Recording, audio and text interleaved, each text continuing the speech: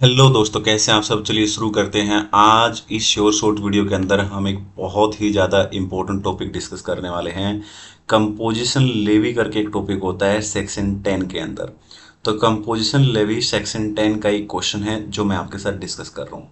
Very important, ठीक है। काफ़ी लंबे टाइम से यहाँ पे क्वेश्चन पूछा नहीं गया है, तो ये आपसे अब की बार क्वेश्चन पूछ सकते हैं सितंबर 25 के अंदर। तो कंपोजिशन स्कीम सेक्शन 10(1), 10(2) आपको याद होगा, और साथ ही साथ एक सेक्शन होता था सेक्शन 10(2)(a), ठीक है ना। तो ये सारी की सारी चीज़ें आपको याद होंगी। नहीं याद है तो थोड़ा थोड़ा याद दिला देता हूँ। कंपोजिशन स्कीम सेक्शन 10(1), 10(2) गुड्स और रेस्टोरेंट सर्विसेज की बात करता था, ठीक है ना। तो ये कहता था कि कोई अगर रजिस्टर्ड पर्सन है और उसका एग्रीगेट टर्नओवर प्रीसीडिंग ईयर का, ठीक है, प्रीसीडिंग फाइनेंशियल ईयर का 1.5 करोड़ से, ठीक है ना, ज़्यादा नहीं है, और स्पेशल कैटेगरी स्टेट के अंदर अगर 75 लाख से ज़्यादा नहीं है, तो उस केस में कुछ स्पेसिफाइड रेट से, ठीक है ना, उसको टैक्स भर सकता है। वो कंपोजिशन स्कीम के लिए एलिजिबल हो सकता है वो, ठीक है ना। तो एग्रीगेट टर्नओवर हमने निकालना सीखा था वहाँ पे। स्पेसिफाइड कैटेगरी स्टेट के अंदर मैंने आपको बताया था, ठीक है ना, कौन कौन से स्टेट हैं, ठीक है ना। तो वहाँ पे अरुणाचल प्रदेश, मणिपुर वगैरह वो सब बातें मैंने आपको बताई थी। सप्लायर कौन हो सकता है स्पेसिफाइड रेट के केस में, सप्लायर देखते थे हम लोग, उसके हिसाब से रेट डिसाइड करते थे। ये भी बातें आपको ध्यान होंगी, ठीक है ना। इसके अलावा कंपोजिशन स्कीम 10(2)(a अगर बंदा फॉल नहीं कर रहा है 10(1), 10(2) में, तो इसमें आ जाता था। ये भी बातें आपको ध्यान होंगी।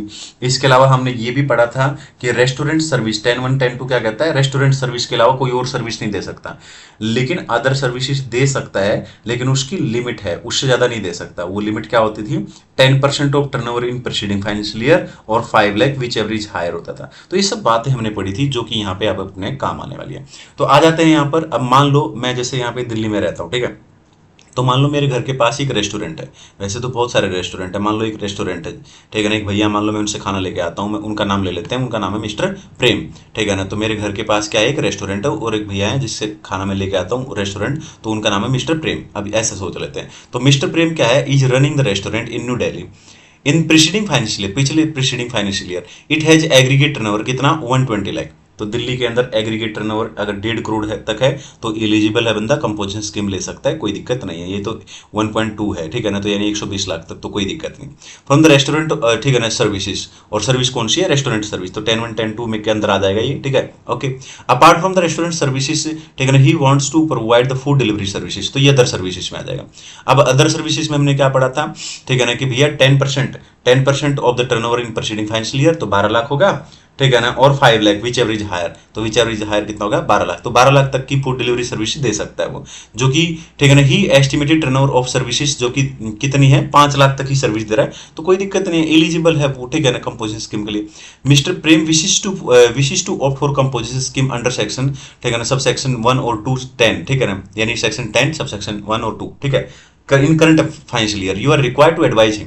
तो आपको पहले तो प्रोविजन लिखना पड़ेगा। प्रोविजन के अंदर ये लाइन आपको एज इट इज लिखनी पड़ेगी, ठीक है ना, कि एक a registered person whose aggregate turnover in preceding financial year does not exceed 1.5 crore, ठीक है ना, may opt for composition scheme, ठीक है ना, and pay the tax at specified rate, ठीक है ना, if he is not engage in other services other than restaurant services.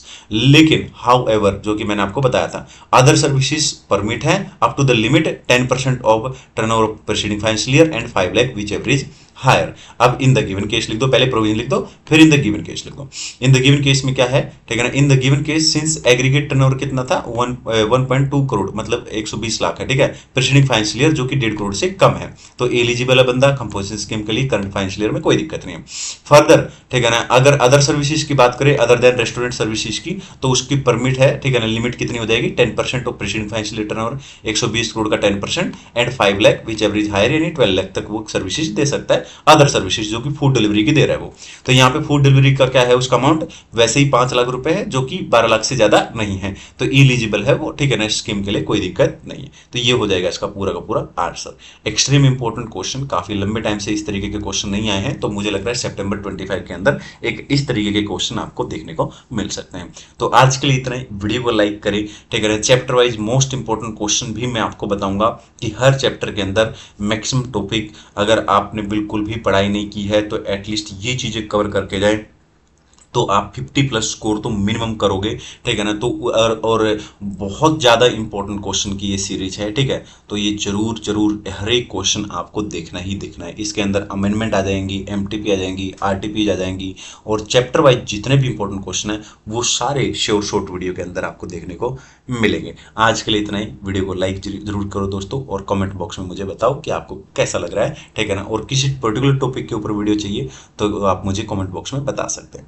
Thank you so much.